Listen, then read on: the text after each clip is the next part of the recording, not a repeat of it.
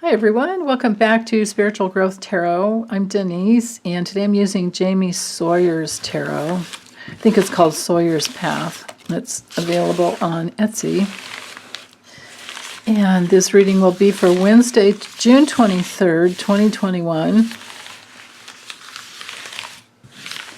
But as always, I'm looking for a timeless message to help us heal.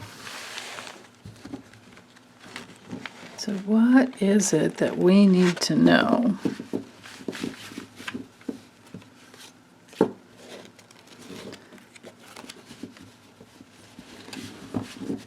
In order to grow, come back home to who we truly are, with our clear light shining through our soul substance that is clear and aligned with our spirit. We're soul and spirit, body, mind, everything is one with spirit, with our unique spirit.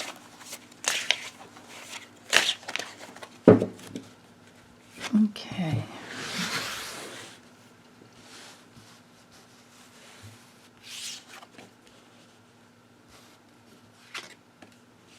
I always have to take a double look to see what these cards are. No matter how often I use them, I'm still not used to them. I think this is Strength, reversed. Yes. Ooh, that's gorgeous. So, the Strength card to me is all about, we have our inner strength when we're aware of the fact that there's infinite abundance and love, and that's such a big part of who we are. And when we're consciously aware of just about everything we can be inside of us. You know, it always reminds me when I see the Strength card, because I got in meditation, it had to do with being aware of all of our unconscious aspects within, so that we can be in that gentle, loving place. But it reminds me of the Carl Jung quote that is something like, until you make the unconscious conscious, so, until we're aware, it will direct your life and you will call it fate. So whatever we're unconscious of, and the reason I'm telling you that quote is because it came through reversed, whatever we're unconscious of, it will control our lives. And that's actually a beautiful thing. And that's because we are life is always mirroring back to us all of our beliefs. Right? So if we're unconscious, or at least this is don't take this on if it doesn't feel right to you, but I believe that life is always mirroring back to us the sum total of our beliefs. And if things aren't going well, now of course on earth things are never going to be perfect, because we're living in the land of duality, and it's it's an equal opportunity planet for everybody. Everybody gets to incarnate here over and over and over again. I doubt that there's any new souls created. I think we're all just going through it over and over and over again to clear out what is untrue, what is not loving. So as long as we're always working on loving ourselves and loving others, which sometimes people confuse, many times we confuse what real love is, because real love has healthy boundaries as well. Real love is, slow and patient and kind. But anyway, when we're unconscious of an aspect inside of ourselves that's not aligned with love, then that will be in our face. But don't beat yourself up for it at all, because life isn't perfect here. So we're in this like paradox, right? Where love is the natural web of our existence, the natural state that was created originally, but we have this earthly plane to help us work out wherever we have fallen out of alignment with love.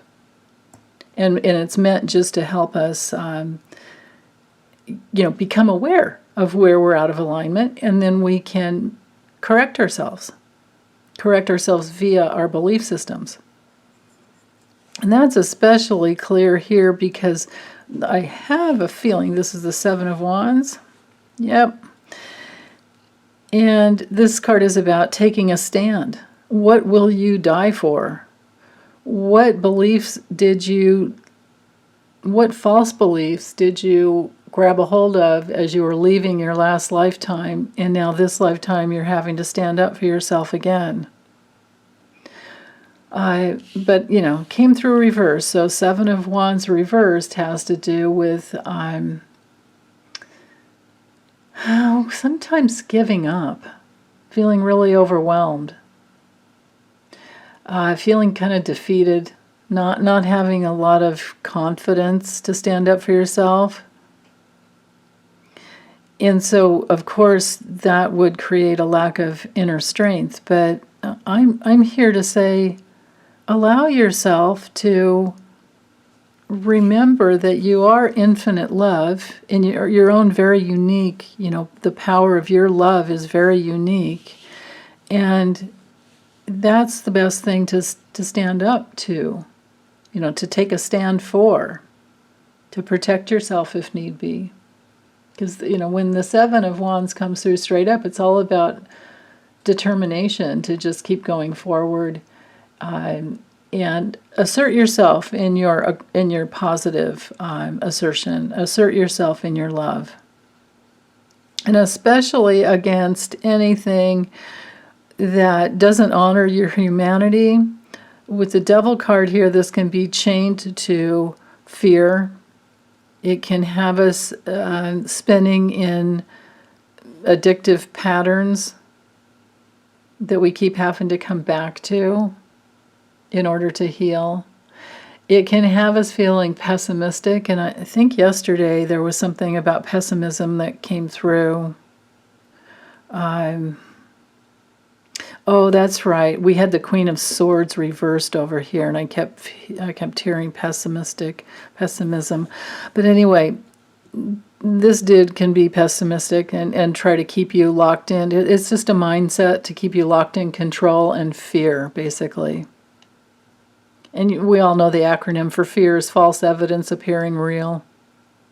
And we all know that these chains are not welded shut. We can just lift them off and walk away. We can break free. But if we're going to stay in that, and we're going to not be in our inner strength, then we're not going to take a stand for ourselves, then we're going to continue to abuse ourselves. We're going to continue to feel guilty, and we're going to be addicted to things to numb out. And people in our relationships might mirror those qualities back to us. So we might attract like narcissistic and very controlling people until we will take a stand and find our inner strength. And then when that happens, this dude goes upside down, because then we're released from that fear. Then we're free and we're independent and we have recovered. So that's my prayer for you guys. That you can take a stand up for your unique love, and find everything that you're, any unconscious tapes that have been running your life, and don't judge yourself for it at all. Just try to name it, and work through it. And then your inner strength will definitely come through. And your confidence will come back. You'll be able to focus. You'll have that inner focus. But you have to, set a boundary. This card, Seven of Wands, is all about setting boundaries. It's like you don't get to cross this path. And so that, that's the lesson to fight the fear. You have to push controlling people away. go your own independent way. It's like, no, I can take care of myself. But, if you're in one of those situations where let's turn these back around so we can explore something here quickly. If you're in an abusive situation, like imagine you're a woman with children and your husband has suddenly started drinking and drinking heavily, and that has caused him to, whatever the addiction is, has caused him to become violent and become controlling. And the kids are little, and you're financially dependent upon him. Well, there are programs out there to help women understand if that's what's going on, to help understand those dynamics of power and control, and just know that you can find that inner strength, and you can find the programs to help support. You're just going to have to look online and look for like how to free yourself, or how to support for battered or abused women, something like that. Could be the other way around, and it's a man with a woman who's abusive, and you don't want to leave her, but you want her to stop, right? There are all types of programs out there to help people that if it's this situation where you're needing to get away, to find your inner strength. Because if someone's abusive, you definitely have to remove yourself from their control. You can't just ignore the yellow flags and the orange flags until a red flag comes, and then he's really hurting you or your children physically. And if that's already happened, you definitely there are supportive programs out there. So it would be just to take a stand, or not just to, it's really, it's a hard thing to go through, but you do have to take a standing. And this could be something like getting a temporary restraining order, finding the inner strength to get your temporary restraining order against this guy. And then this is upside down and the control is done. Doesn't mean that there's not still a lot of hard work to go through the healing process, but it does mean that then that would be how you would free yourself. There are so many books on dependency and codependency. Melody Beatty, I think it's Beati. She's written a lot of books on, I think one was Codependency No More, something like that. But that was years ago. I can only imagine the books that must be out there to help battered women heal. But first we have to get away is the thing. First you have to get inside your inner strength and set that boundary and get away. And then the healing begins. It's kind of like if your house is on fire, like first you call the fire department, and first you get the hose going and you start putting out the fire, and then you have to clean up the mess once the fire's out. But first things first, right? So, okay, well, I think that's all I have today. Thanks, you guys. Big hugs to you. Be back soon. Take care. Bye.